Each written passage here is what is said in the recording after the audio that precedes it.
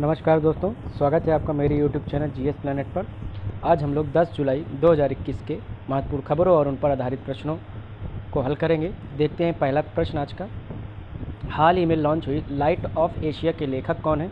एक बुक लिखी गई है जिसका टाइटल है लाइट ऑफ एशिया। तो किसी पूर्व केंद्रीय मंत्री ने इसे लिखा है, तो आपको बताना है कौन है। जयराम रमेश जी, शशि थरूर जी, अभिषेक मनु सिंघवी जी या कपिल सिब्बल जी।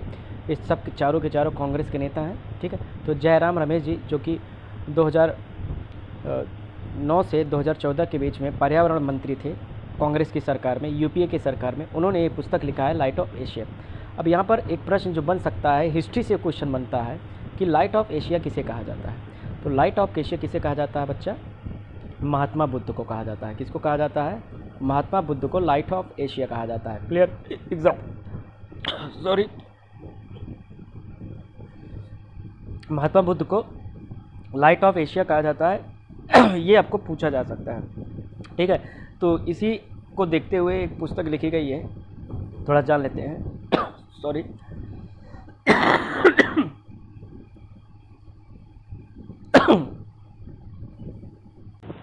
हाँ, मेरी तबीयत थोड़ी सही नहीं है, फिर भी लेक्चर आपको बना के दे रहा हूँ। तो ये जो बात कर रहा था कि ये बुक एक्चुअली एक द लाइट ऑफ एशिया एक पोएम लिखी गई थी। समझ में आया? एक पोएम लिखी गई थी बहुत पहले जो है, तो उसी पोएम को जो है कहानी के रूप में या जो है राइटिंग के रूप में इसे कंपोज किया गया है। ठीक है, दूसरा क्वेश्चन देखते हैं आज का कि भारत सरकार ने सार्वजनिक उद्यम विभाग यानी डिपार्टमेंट ऑफ पब्लिक एंटरप्राइजेस, एक डिपार्टमेंट है भारत सरकार के किसी मंत्रालय के अधीन, अब उसे हटाकर किसी और मंत्रालय के अधीन कर दिया गया है।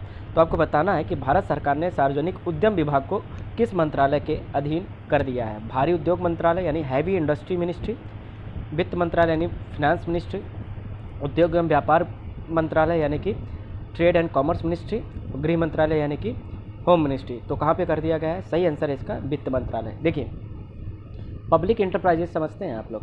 पहले इसका मतलब समझिए। पब्लिक एंटरप्राइजेस का मतलब होता है ऐसी कंपनियां जो सरकारी जो उपक्रम होती हैं, जैसे कि रेल हो गया, सरकारी उपक्रम है, भेल हो गया, सेल हो गया, एनटीपीसी हो गई। तो इस तरह के जो भी कंपनीज़ हैं, जो प्रोडक्शन है, वो सरकारी कंपनियां हैं। तो सरकारी कंपनियों को क्या कहा जाता है? पब्लिक एंटरप्राइजेस कहा जाता है। इसके लिए एक अलग से डिपार्टमेंट होता था, कहाँ पे? भारी उद्योग मंत्रालय के अधीन। तो भारी उद्योग मंत्रालय के अंदर ये सरकारी उपक्रम डिपार्टमेंट होता था। अब उसे हटाकर कहाँ कर दिया गया है? वित्त मंत्रालय के पास कर दिया गया है। क्लियर है? समझ में आ गया? ठीक है, अब ऐसा क्यों किया गया है? देखिए, यहाँ पर टाइटल लिखा हुआ है to give better control over state cooperatives department of public enterprises merged with finance ministry. देखिए, होता क्या था, समस्या आती थी। क्या समस्या बताते हैं। जैसे आपको बता दें कि अभी जो बजट आया था, बजट 2021-22 जो लेटेस्ट बजट आया था फरवरी में, उसमें भारत सरकार ने घोषणा की थी कि हम 1,75,000 करोड़, समझ में आया? 1,75,000 करोड़ रुपए का क्या करेंगे? विनिवेश लेकर आएंगे। क्या लेकर आएंगे? विनिवेश। ये इंग्लिश में डिसइन्वेस्टमेंट बोलते हैं और हिंदी में बोलते हैं विनिवेश। विनिवेश का मतलब होता है जब सरकार अपने शेयर बेच देती है तो इस प्रक्रिया को विनिवेश कहा जाता है। अच्छा, निवेश क्या होगा? उल्टा, जब सरकार किसी के शेयर खरीदेगी तो निवेश होगा, जब अपने शेयर बेचेगी तो विनिवेश होगा। तो भारत सरकार की जितनी भी कंपनियां हैं, उन कंपनियों को थोड़ा थोड़ा करके उनके शेयर बेचे जाएंगे और बेचकर 1,75,000 करोड़ रुपए जो है धनराशि एकत्र की जाएगी। ये भारत की विनिवेश नीति है इस साल के बजट के अनुसार। तो इसीलिए क्या होगा, बड़ी समस्या आ रही है। क्यों? कि कहाँ से लाएगी 1,75,000? जाहिर सी बात है, जो हमारे पास पब्लिक एंटरप्राइजेस हैं, और जो पब्लिक एंटरप्राइजेस थी वो किसके डिपार्टमेंट, किसके अंदर आता था? हैवी इंडस्ट्री मिनिस्ट्री जो आती थी, तो अलग मंत्रालय था। और अच्छा, जो बेचने का निर्णय कौन लेता है? फाइनेंस मिनिस्ट्री लेती है। यानी वित्त मंत्रालय निर्णय लेगा, निर्णय लेकर भेजेगा किसको? हैवी इंडस्ट्री मिनिस्ट्री को। तब जाके यहाँ पे निर्णय होगा, तब जाके ये कंप्लीट हो पाएगा। तो इस तरह से थोड़ा सा प्रशासनिक अड़चनें आ रही थी, यानी एडमिनिस्ट्रेटिव हर्डल्स हो रहा था। तो इसी ऑब्स्टेकल को रोकने के लिए क्या किया गया? अब ये सीधे वित्त मंत्रालय के अधीन आ गया। तो जब वित्त मंत्रालय के अधीन आ गया तो पब्लिक इंटरप्राइजेस का कितना परसेंट शेयर बेचना है, खरीदना है, जो कुछ भी स्ट्रैटेजिक निर्णय लेने हैं वो अब वित्त मंत्रालय आराम से ले सकता है। तो इस तरह की प्रशासनिक सहूलियत को बढ़ाने के लिए ऐसा ये कदम उठाया गया है। ठीक है, तो प्रश्न आपसे बस इतना पूछा जाएगा, हमने तो बहुत डिटेल में आपको कर दिया, सीधे पता होना चाहिए कि public department of public enterprises अब कहाँ है, फाइनेंस मिनिस्ट्री के अंदर आती है। किसके? फाइनेंस मिनिस्ट्री के अंदर। ठीक है, तो अब अगर आपको 2 दिन पहले याद हो, मैंने जो लेक्चर लिया था आपको बताया था फाइनेंस मिनिस्ट्री के अंदर 5 डिपार्टमेंट हैं। कितने? 5। तो अब कितने हो गए? 6 हो गए। ठीक है, कौन कौन से हो गए ये भी देख लेते हैं। तो सबसे पहला जो डिपार्टमेंट है अभी हमने देख लेते हैं। पहला हो गया, चलो, पब्लिक इंटरप्राइजेज वाला। ठीक है, पीई लिख देता हूँ। दूसरा रेवेन्यू डिपार्टमेंट। रेवेन्यू डिपार्टमेंट का मतलब जो टैक्स कलेक्ट होता है, जो सरकार के पास जाती है, तो वो डिपार्टमेंट रेवेन्यू डिपार्टमेंट। दूसरा एक्सपेंडिचर डिपार्टमेंट। एक्सपेंडिचर डिपार्टमेंट क्या होता है? सरकारों को जो खर्च करना होता है उसका जो है देख रेख कौन करती है? एक्सपेंडिचर डिपार्टमेंट, यानी एक्सपेंडिचर डिपार्टमेंट ये रेवेन्यू डिपार्टमेंट 3। चौथा डिपार्टमेंट जो होता है वो कौन होता है? Economic department. इकोनॉमिक डिपार्टमेंट क्या? तो भारत की आर्थिक नीतियाँ कैसी होंगी ये सारा डिपार्टमेंट देखता है। पांचवा डिपार्टमेंट कौन सा है? Investment and public asset management. Investment मतलब इन्वेस्ट कहाँ करना है। ठीक है, तो ये इस तरह का 5 हो गया। 1 2 3 4 5 और एक और डिपार्टमेंट है इकोनॉमिक, रेवेन्यू, एक्सपेंडिचर और फाइनेंस डिपार्टमेंट। लोन कहाँ से लेना है। ठीक है, तो finance department, investment department, economic department, expenditure department, revenue department और पब्लिक इंटरप्राइज डिपार्टमेंट। कुल मिला के 6 डिपार्टमेंट हो गए हैं वित्त मंत्रालय के अंदर। तो आपसे इतना डिटेल में नहीं पूछेगा, बस आपको पता होना चाहिए कि 6 विभाग हैं वित्त मंत्रालय के अंदर। ठीक है, बाकी ये आप पूरा पढ़ लीजिएगा, न्यूज़ समझ में आ जाएगा। अच्छा, आज एक और क्वेश्चन, वित्त मंत्री कौन है इस समय? Who is finance minister? So Nirmala Sitharaman ji हैं। कौन है? निर्मला सीतारमण जी हैं आपकी वित्त मंत्री। तो तीसरा क्वेश्चन अभी का देखते हैं आज का, कि देश का पहला movable fresh water tunnel aquarium. Fresh water मतलब समझते हैं मीठे पानी। मीठे पानी का एक सुरंग बनाया गया है और वो सचल है। सचल मतलब समझ में आ रहा है? वो आप जा आ सकते हो, देख सकते हो। तो movable fresh water tunnel aquarium किस रेलवे स्टेशन पर बनाया गया? मुझे लगता है ये क्वेश्चन बन सकता है। सही आंसर इसका क्या है? बेंगलोर। बेंगलोर रेलवे स्टेशन पर ये बनाया गया है। क्या ऐसा दिखता है, क्या है देख लेते हैं। ये देखिए, ये बनाया गया है इस तरह से, स्ट्रक्चर है इसका, इंटरनल स्ट्रक्चर इस तरह से है। आप गूगल कर सकते हैं, आप पूरा स्ट्रक्चर देख सकते हैं। तो बेंगलोर जो railway install India's first movable fresh water tunnel aquarium at Bengaluru railway station. Clear है? इसका उद्देश्य क्या है? 2 है। दूसरा इन्वायरमेंट के प्रति लोगों को जागरूक करना और दूसरा रेवेन्यू जनरेट करना। भाई लोग आएंगे, टिकट खरीदेंगे और यात्रा करेंगे इस टनल का, तो जाहिर सी बात है रेवेन्यू जनरेट होगा। तो इसके दोहरे उद्देश्य हैं। ठीक है, कहाँ पे किया गया है? बेंगलोर रेलवे स्टेशन को। ठीक है, बेंगलोर की बात कर लेते हैं। अगर हम बेंगलुरु की बात करें तो बेंगलुरु को किस नाम से जाना जाता है? बेंगलुरु से रिलेटेड कुछ क्वेश्चन बन सकते हैं इस साल। पहला तो इसे सिल्क क्या बोला जाता है? Silicon valley. क्या बोला जाता है? Silicon valley. भारत का सिलिकॉन वैली बोला जाता है। बेंगलुरु का क्या बोला जाता है बच्चा? Silicon valley. दुनिया का सिलिकॉन वैली कौन है? कैलिफोर्निया। सिलिकॉन वैली इसलिए बोलते हैं क्योंकि भारत की सबसे बड़ी आईटी कंपनी कहाँ कहाँ है? सारे वो बेंगलोर में है, मतलब आईटी का हब है। सिलिकॉन वैली बोला जाता है बेंगलोर को। ठीक है, दूसरा बेंगलोर से प्रश्न बन सकता है इस समय अभी जो लेटेस्ट नगरीय विकास मंत्री का जो डेटा आया था कि मोस्ट लिवेबल जो सिटी है भारत की वो कौन सी है? मोस्ट लिवेबल सिटी कौन सी है? बेंगलोर है। दूसरा ये भी प्रश्न बन सकता है क्योंकि अभी हमने कवर किया था, तो ये बेंगलोर से थोड़ा 2-3 आप लोग रिवाइज ऐसे कर लिया करें। अब हम कर्नाटक की बात कर लें तो बेंगलोर कर्नाटक की राजधानी, ये आपको कर्नाटक दिख रहा है। कर्नाटक, इसके उत्तर में महाराष्ट्र, ठीक है, नॉर्थ ईस्ट में तेलंगाना है और ईस्ट में क्या है आपका? आंध्र प्रदेश है। वेस्टर्न में आपका अरेबियन सी है और साउथ में केरल और तमिलनाडु है। तो इस तरह से तमिलनाडु, केरल, महाराष्ट्र, तेलंगाना, आंध्र प्रदेश, इन राज्यों से ये घिरा हुआ है।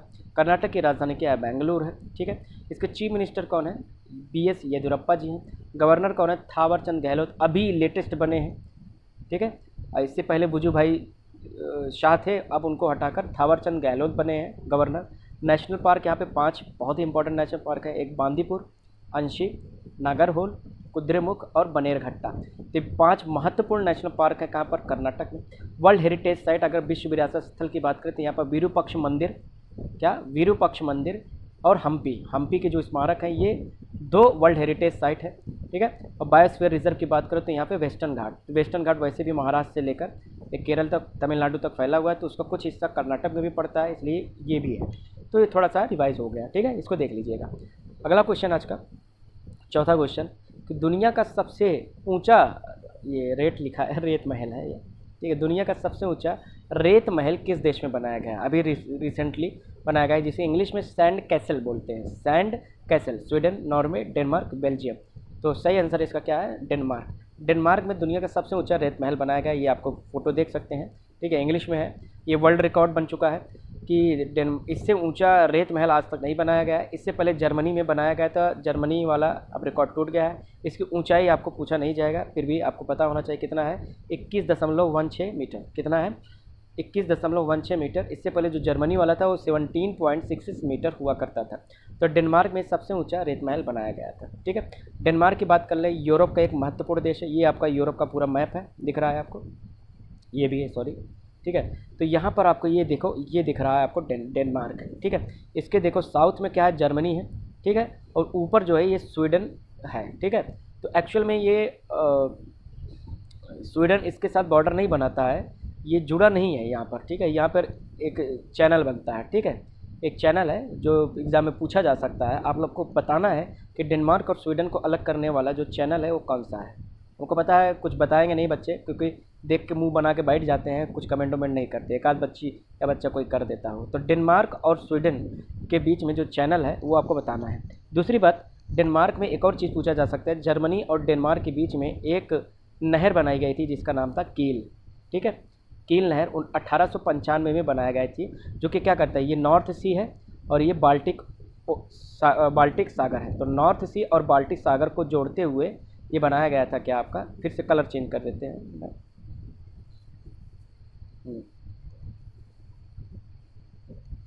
यहाँ पर देखिए ये बनाया गया था क्या? कील नहर। ये क्या होगा? कील नहर। और ऊपर जो आपका है ये है नॉर्थ सी, क्या है? नॉर्थ सी है। और ये क्या है आपका? बाल्टिक सी है। तो इन दोनों को जोड़ते हुए बनाया गया है क्या? कील नहर, ठीक है। कील नहर कब बना था? 1895 में। एग्जाम में पूछ लिया जा सकता है, ठीक है। और आपको ये बताना, डेनमार्क और स्वीडन के बीच में जो चैनल है वो आपका नाम बताना है। इसके अलावा डेनमार्क की बात कर लें तो डेनमार्क की कैपिटल क्या है? कोपेनहेगन। क्या है? कोपेनहेगन। जो लोग सिविल सर्विस की तैयारी कर रहे हैं, एमपीपीएससी या यूपीएससी या यूपी, किसी भी राज्य की सिविल सर्विस, उनको कोपेनहेगन का नाम पता होना चाहिए, क्योंकि कोपेनहेगन के नाम से एक पर्यावरण समझौता भी हुआ है। आप अगर जो लोग तैयारी कर रहे हैं तो वो समझौता कब हुआ था वो आपको पता करना है, ठीक है। कोपेनहेगन के नाम से एक पर्यावरण समझौता, इन्वायरमेंट एग्रीमेंट हुआ था, ठीक है। प्रोटोकॉल भी बोल सकते हैं, ठीक। तो ये कैपिटल है और उसकी करेंसी है क्रोन। क्या है? डेनिश क्रोन बोलते हैं, ठीक है। अगला क्वेश्चन आज का पांचवा, हाल ही में कौन सा भारतीय राज्य रेलवे के मानचित्र में शामिल हो गया है? एकमात्र ऐसा राज्य था जो जहाँ पर रेलवे का मैप नहीं था। मैप मतलब रेलवे तो पहुँच चुका था लेकिन रेलवे की सुविधाएं अभी वहाँ नहीं पहुँची थी। अब वो राज्य कौन सा है आपको बताना है। सही आंसर उसका क्या है? मणिपुर। मणिपुर अब आ गया है किसमें? मैप में आ गया रेलवे के, ठीक है। तो ये हिस्टोरिकल इवेंट था। Manipur debuts on India's railway map as first passenger train inter state. पहली बार कोई पैसेंजर ट्रेन इसमें एंटर किया था।